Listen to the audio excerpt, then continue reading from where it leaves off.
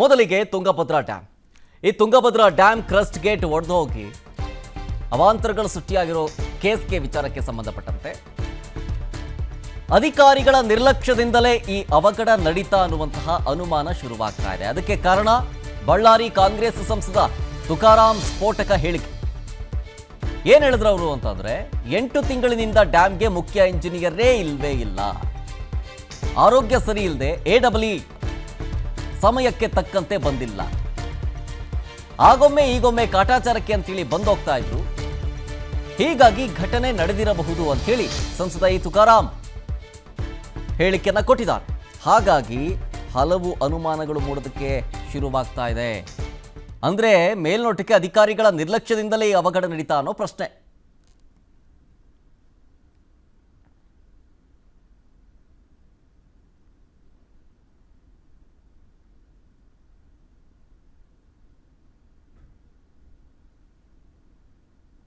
Engineer ಕೂಡ 8 ತಿಂಗಳಿಂದ chief engineer ಕೂಡ ಇದಕ್ಕೆ ಆಗಿಲ್ಲ. ಆಮೇಲೆ ಎಕ್ಸಿಕ್ಯೂಟಿವ್ ಇಂಜಿನಿಯರ್ ಕೂಡ ಹೆಲ್ತಿಲಿ ಸ್ವಲ್ಪ ಸರಿ ಇಲ್ಲ ಅವರೆಲ್ಲರೂ ಕೂಡ.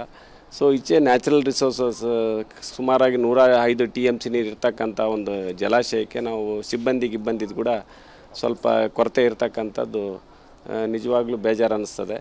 ಸೊ ಮುಂದಿನ ದಿನದಲ್ಲಿ ಸ್ಟಾಫು ಪ್ಲಸ್ ಟೆಕ್ನಿಕಲಿ ಏನು ಮಾಡಬೇಕು, ಯಾವ ಥರ ನಾವು ಇದನ್ನು ಸ್ಟ್ರೀಮ್ಲೈನ್ ಮಾಡಬೇಕು ಅನ್ನೋದ್ರ ಬಗ್ಗೆ ಈಗ ಚರ್ಚೆ ಮಾಡಿ ಅದನ್ನ ಸರಿ ಮಾಡ್ತಾ ಅದು ಗಮನಕ್ಕೆ ಕೂಡ ತರ್ತೀನಿ. ಈಗ ನಾನೆಲ್ಲ ಚೀಫ್ ಇಂಜಿನಿಯರ್ ಕೂಡ 8 ತಿಂಗಳಿಂದ ಚೀಫ್ ಇಂಜಿನಿಯರ್ ಕೂಡ ಇದಕ್ಕೆ ಆಗಿಲ್ಲ. ಆಮೇಲೆ ಎಕ್ಸಿಕ್ಯೂಟಿವ್ ಇಂಜಿನಿಯರ್ ಕೂಡ ಹೆಲ್ತಿಲಿ ಸ್ವಲ್ಪ ಸರಿ ಇಲ್ಲ ಅವರೆಲ್ಲರೂ ಕೂಡ.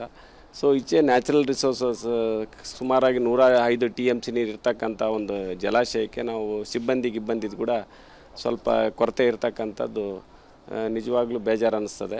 ಸೊ ಮುಂದಿನ ದಿನದಲ್ಲಿ ಸ್ಟಾಫು ಪ್ಲಸ್ ಟೆಕ್ನಿಕಲಿ ಏನು ಮಾಡಬೇಕು, ಯಾವ ಥರ ನಾವು ಇದನ್ನು ಸ್ಟ್ರೀಮ್ಲೈನ್ ಮಾಡಬೇಕು ಅನ್ನೋದ್ರ ಬಗ್ಗೆ ಈಗ ಚರ್ಚೆ ಮಾಡಿ ಅದನ್ನ ಸರಿ ಮಾಡ್ತಾ ಅದು ಗಮನಕ್ಕೆ ಕೂಡ ತರ್ತೀನಿ. ಈಗ ನಾನೆಲ್ಲ ಚೀಫ್ ಇಂಜಿನಿಯರ್ ಕೂಡ 8 ತಿಂಗಳಿಂದ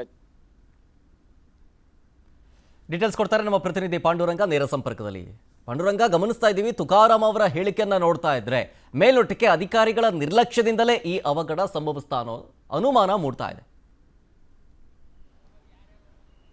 ಶರತ್, ಏನು ಸಂಸದ ತುಕಾರಾಂ ಅವರು ಬೆಳಗ್ಗೆ ಅಷ್ಟೇ ಏನು ನಿನ್ನೆ ರಾತ್ರಿ ನಡೆದಂತಹ ದುರ್ಘಟನೆಯಿಂದ ಎಚ್ಚೆತ್ತುಕೊಂಡು ಎದ್ದೋ ಬಿದ್ದೆ ಅಂತೇಳಿ ತುಂಗಭದ್ರಾ ಜಲಾಶಯಕ್ಕೆ ಭೇಟಿ ಕೊಡ್ತಾರೆ. ಅಲ್ಲೂ ಕೂಡ ಅಧಿಕಾರಿಗಳಿಂದೆಲ್ಲ ನಿರಂತರವಾಗಿ ರಾತ್ರಿಯಿಂದಲೂ ಕೂಡ ಮಾಹಿತಿಯನ್ನು ಪಡೆದುಕೊಳ್ತಿರ್ತಾರೆ. ಆದರೆ ಬೆಳಗ್ಗೆ ಬಂದಂತಹ ಸಂದರ್ಭದಲ್ಲಿ ವಿಸ್ತಾರ ನ್ಯೂಸ್ ಅವರಿಗೆ ಪ್ರಶ್ನೆಯನ್ನ ಮಾಡುತ್ತೆ, ಸರಿಗ ತುಂಗಭದ್ರಾ ಜಲಾಶಯ ಗೇಟ್ಗ ಇಷ್ಟೊಂದು ಪ್ರಮಾಣದಲ್ಲಿ ಹಾನಿಯಾಗಿರ್ತಕ್ಕಂಥದ್ದು ಅಧಿಕಾರಿಗಳು ನಿರ್ಲಕ್ಷ್ಯ ವಹಿಸಿದ್ದಾರೆ ಹೇಗೆ ಅಂತಕ್ಕಂಥ ಮಾತನ್ನು ಕೇಳಿದ್ರೆ ಅವರು ಸ್ಪಷ್ಟವಾಗಿ ಒಂದು ಮಾತನ್ನು ಹೇಳ್ತಾ ಇದ್ರು. ಏನಂತ ಹೇಳಿದ್ರೆ, ಕಳೆದ 8 ತಿಂಗಳಿನಿಂದ ಈ ಒಂದು ತುಂಗಭದ್ರಾ ಜಲಾಶಯಕ್ಕೆ ಮುಖ್ಯ ಇಂಜಿನಿಯರ್ನ ನೇಮಕ ಮಾಡಿಲ್ಲ ಅಂತಕ್ಕಂಥ ಮಾತನ್ನು ಹೇಳ್ತಾ ಇದ್ರು. ಎಲ್ಲೋ ಒಂದ್ ಕಡೆ ನೋಡ್ತಾ ಇದ್ರೆ ಅದರ ಜೊತೆಗೆ ಅವರ ಅಸಿಸ್ಟೆಂಟ್ ಇಂಜಿನಿಯರ್ ಕೂಡ ಆರೋಗ್ಯದಲ್ಲಿ ಸರಿ ಇಲ್ಲ, ಅವರು ಆಗೊಮ್ಮೆ ಈಗೊಮ್ಮೆ ಬಂದು ಹೋಗ್ತಾ ಇದ್ರು ಅಂತಕ್ಕಂಥ ಮಾತನ್ನ ಹೇಳ್ತಾ ಇದ್ದಾರೆ. ಇದು ಎಲ್ಲೂ ಕೂಡ ಯಾವ ಚಾನಲ್ ಕೂಡ ವರದಿ ಆಗಿರಲಿಲ್ಲ. ಆದರೆ ವಿಸ್ತಾರ ನ್ಯೂಸ್ ನಲ್ಲಿ ಮಾತಾಡ್ತಾ ಹೇಳ್ತಬೇಕಾದ್ರೆ ತುಕಾರಾಂ ಅವರು ಒಂದು ಆಗ್ತಕ್ಕಂಥ ಭಾವನೆಯನ್ನ ವ್ಯಕ್ತಪಡಿಸಿದ್ರು. ಎಲ್ಲೋ ಒಂದ್ ಕಡೆ ಇದನ್ನೆಲ್ಲ ನೋಡ್ತಾ ಇದ್ರೆ ಈ ಒಂದು ಕ್ರಸ್ಟ್ ಗೇಟ್ ಕೊಚ್ಚಿ ಹೋಗಿರೋದಕ್ಕೆ ಅಧಿಕಾರಿಗಳ ದಿವ್ಯ ನಿರ್ಲಕ್ಷ್ಯ ಎದ್ದು ಕಾಣಿಸಿದೆ ಅಂತಕ್ಕಂಥದ್ದು ಈಗ ಮೇಲ್ನೋಟಕ್ಕೆ ಗೊತ್ತಾಗ್ತಿರ್ತಕ್ಕಂಥದ್ದು. ಅದರಲ್ಲೂ ಕೂಡ ಸಂಸದ ತುಕಾರಾಂ ಅವರು ಹೇಳ್ತಕ್ಕಂಥ ಒಂದು ಮಾತಿನಿಂದ ಈ ಎಲ್ಲಾ ದುರ್ಘಟನೆಗೆ ಕಾರಣ ಅಧಿಕಾರಿಗಳೇ ಅಂತಕ್ಕಂಥದ್ದು ಈಗ ಸಾಬೀತಾಗಿರ್ತಕ್ಕಂಥದ್ದು. ಅದರಲ್ಲೂ ಕೂಡ ಪ್ರಮುಖವಾಗಿ ತುಂಗಭದ್ರಾ ಜಲಾಶಯ ಕೇವಲ ಕರ್ನಾಟಕಕ್ಕೆ ಸೀಮಿತವಾಗಿದೆ, ಬೇರೆ ಬೇರೆ ಜಿಲ್ಲೆಗಳು ಕೂಡ ಒಂದು ಜೀವನಾಡಿಗಿರ್ತಕ್ಕಂಥದ್ದು. ಹಾಗಾಗಿ ಅಧಿಕಾರಿಗಳು ಏನು ಈಗ ತುಂಗಭದ್ರಾ ಜಲಾಶಯಗಳ ಭರ್ತಿಯಾದಂತಹ ಸಂದರ್ಭದಲ್ಲಿ ಅಥವಾ ಖಾಲಿ ಇದ್ದಂತಹ ಸಂದರ್ಭದಲ್ಲಿ ಅವುಗಳನ್ನ ಟ್ರಯಲ್ ರನ್ ಮಾಡಬೇಕಾಗುತ್ತೆ. ಯಾಕಂತ ಹೇಳಿದ್ರೆ ಅವುಗಳಿಗೆ ಗ್ರೀಸ್ ಹಚ್ಚುವಂಥದ್ದು, ಅಥವಾ ಚೈನ್ ಸಿಸ್ಟಮ್ ಕರೆಕ್ಟ್ ಇದೆ ಅಲ್ವಾ ಅಂತಕ್ಕಂಥದ್ದು, ಗೇಜ್ಗಳು ಕರೆಕ್ಟ್ ಇದೆ ಅಲ್ಲ ಅಂತಕ್ಕಂಥದ್ದು, ಜೊತೆಗೆ ಯಾವಾದರೂ ತುಕ್ಕಿಡಿದಿವೆ ಅಂತಕ್ಕಂಥದ್ದು ಬೇರೆ ಬೇರೆ ವಿಧಾನಗಳಿಂದ ಅವುಗಳನ್ನ ಪರಿಶೀಲನೆ ಮಾಡಬೇಕಾಗುತ್ತೆ. ಆದರೆ ಎಲ್ಲೋ ಒಂದ್ ಕಡೆಗೆ ತುಂಗಭದ್ರಾ ಅಧಿಕಾರಿಗಳು ಈ ಒಂದು ದಿವ್ಯ ನಿರ್ಲಕ್ಷ್ಯನ ವಹಿಸಿದ್ರು ಅಂತಕ್ಕಂಥದ್ದು ಕೂಡ ಈಗ ಮೇಲ್ನೋಟಕ್ಕೆ ಗೊತ್ತಾಗ್ತಾ ಇರತಕ್ಕಂಥದ್ದು. ಅದರಲ್ಲೂ ಪ್ರಮುಖವಾಗಿ ಈ ಒಂದು ಕ್ರಸ್ಟ್ ಗೇಟ್ಗಳ ದುರಸ್ತಿಯನ್ನ ಸರಿಪಡಿಸಿದ್ರೆ, ಮೊದಲೇ ಅವರು ಪ್ರಿಕಾಷನ್ ತೆಗೆದುಕೊಂಡಿದ್ರೆ ಇಂತಹದೊಂದು ದುರ್ಘಟನೆ ಸಂಭವಿಸ್ತಿರಲಿಲ್ಲ ಅಂತಕ್ಕಂಥದ್ದು ಕೂಡ ಈಗ ಮೇಲ್ನೋಟಕ್ಕೆ ಗೊತ್ತಾಗ್ತಾ ಇರತಕ್ಕಂಥದ್ದು. ಹಾಗಾಗಿ ಏನು ತುಂಗಭದ್ರಾ ಜಲಾಶಯ ನಿನ್ನೆಯಿಂದಲೂ ಕೂಡ ಸರಿಸುಮಾರು 1 ಲಕ್ಷಕ್ಕೂ ಅಧಿಕ ಕ್ಯೂಸೆಕ್ ನೀರು ಸುಮ್ಮನೆ ವೇಸ್ಟ್ ಆಗಿ ನದಿ ಪಾಲಾಗಿ ಹೋಗ್ತಾ ಇದೆ. ಹಾಗಾಗಿ ಯಾವೊಂದು ಕಾರ್ಯಕ್ಕೂ ಕೂಡ ಉಪಯೋಗ ಆಗ್ತಿಲ್ಲ ಅಂತಕ್ಕಂಥದ್ದು ಸಾಕಷ್ಟು ಪ್ರಮಾಣದಲ್ಲಿ ಜನರು ಬೇಸರವನ್ನು ಕೂಡ ವ್ಯಕ್ತಪಡಿಸ್ತಾ ಇದ್ದಾರೆ. ಅದರಲ್ಲೂ ಕೂಡ ಪ್ರಮುಖವಾಗಿ ಇವತ್ತು ಬರೀ ಘಟಾನುಘಟಿ ನಾಯಕರು ಕೂಡ ಮತ್ತು ಅದರಲ್ಲೂ ಕೂಡ DCM DK ಶಿವಕುಮಾರ್ ಕೂಡ ಭೇಟಿಯನ್ನು ಕೊಟ್ಟಿದ್ರು, ಪರಿಶೀಲನೆ ಮಾಡಿದ್ದಾರೆ. ಎಲ್ಲೋ ಒಂದ್ ಕಡೆಗೆ ಅವರು ಕೂಡ ಹೇಳ್ತಾ ಇರ್ತಕ್ಕಂಥದ್ದು, ನಾನು ಯಾವುದೇ ಅಧಿಕಾರಿಗಳ ಮೇಲೆ ಬ್ಲೇಮ್ ಮಾಡಲ್ಲ, ಆದ್ರೆ ಈ ಒಂದು ಅಧಿಕಾರಿ ಯಾರು ಈ ಒಂದು ಕಾರಣಕರ್ತರಾಗಿದ್ದಾರೆ ಅವರ ಮೇಲೆ ನಾವು ಕ್ರಮ ಕೈಗೊಳ್ತೀವಿ ಅಂತಕ್ಕಂಥ ಒಂದು ಏನ್ ಪರೋಕ್ಷವಾದಂತಹ ವಾರ್ನಿಂಗ್ ಅನ್ನು ಕೂಡ ಕೊಟ್ಟೋಗಿರ್ತಕ್ಕಂಥದ್ದು. ಅದರಲ್ಲೂ ಕೂಡ ಡಿನ್ನರ್ ಮೀಟಿಂಗ್ ಅಂತ ಮಾಡಿದ್ರು. ಅದರಲ್ಲಿ ಅಧಿಕಾರಿಗಳು, ಮಾಜಿ ಸಚಿವರು ಪಕ್ಷಾತೀತವಾಗಿ ಎಲ್ಲಾ ನಾಯಕರನ್ನು ಕರೆದುಕೊಂಡು ಹಿಂದೆ ಅವಧಿಯಲ್ಲಿ ಏನು ದುರಸ್ತಿ ಮಾಡಿದ್ರು, ಯಾವ ಅವಧಿಯಲ್ಲಿ ಏನೇನು ಪ್ರಿಕಾಷನ್ ತೆಗೆದುಕೊಂಡಿದ್ರು, ಇದ್ರು.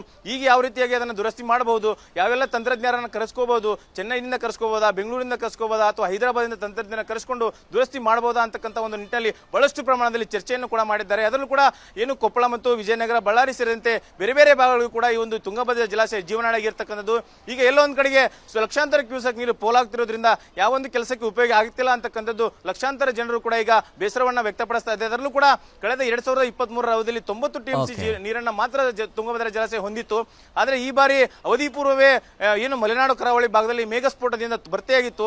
ಎಲ್ಲೋ ಒಂದು ಕಡೆಗೆ ಆಶಾಭಾವನೆ ಕೂಡ ಇತ್ತು. ಕಳೆದ ಬಾರಿ ಭೀಕರ ಬರಗಾಲವನ್ನು ಎದುರಿಸತಕ್ಕಂಥ ಜನರಿಗೆ ಈ ಬಾರಿ ತುಂಬಿರ್ತಕ್ಕಂಥ ಜಲಾಶಯದಿಂದ ಆಶಾಭಾವನೆ ವ್ಯಕ್ತ ಆಗಿತ್ತು. ಈಗ ನೋಡ್ತಾ ಇದ್ರೆ ಏನು ಉಪಯೋಗಕ್ಕೆ ಬರದೆ ಹೋಗ್ತಿರೋದ್ರಿಂದ ಸಾಕಷ್ಟು ಪ್ರಮಾಣದಲ್ಲಿ ಆತಂಕ ಕೂಡ ಈಗ ಹೆಚ್ಚಾಗಿರ್ತಕ್ಕಂಥದ್ದು. ಶರತ್, ಥ್ಯಾಂಕ್ ಯು ಪಾಂಡುರಂಗ ಜಂತ್ಲಿ ಡೀಟೇಲ್ಸ್ಗಾಗಿ. ಅನುಕ್ಷಣದ ಸುದ್ದಿಗಳಿಗಾಗಿ ವಿಸ್ತಾರ ನ್ಯೂಸ್ ಯೂಟ್ಯೂಬ್ ಚಾನೆಲ್ ಸಬ್ಸ್ಕ್ರೈಬ್ ಮಾಡಿ. ಹೊಸ ಸುದ್ದಿಗಳ ನೋಟಿಫಿಕೇಶನ್ಗಾಗಿ ಬೆಲ್ ಐಕಾನ್ ಕ್ಲಿಕ್ ಮಾಡಿ. ಲೇಟೆಸ್ಟ್ ಅಪ್ಡೇಟ್ಸ್ಗಾಗಿ www.vistaranews.com ವೆಬ್ಸೈಟ್ಗೆ ವಿಸಿಟ್ ಮಾಡಿ. ಅಂಗೈಯಲ್ಲೇ ಜಗತ್ತಿನ ಸುದ್ದಿ ತಿಳಿಯಲು ವಿಸ್ತಾರ ನ್ಯೂಸ್ ಕನ್ನಡ ಆಪ್ ಡೌನ್ಲೋಡ್ ಮಾಡಿ.